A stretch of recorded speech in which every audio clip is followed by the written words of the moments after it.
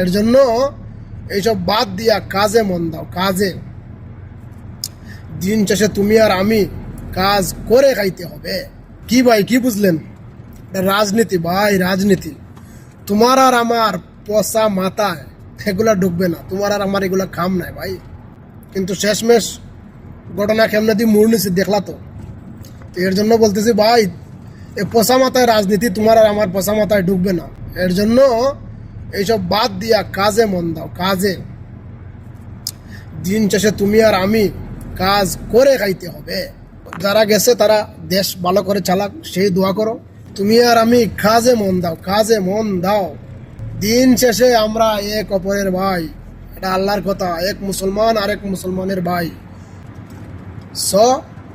কাজে মন দাও, যার যার কাজে মন দাও।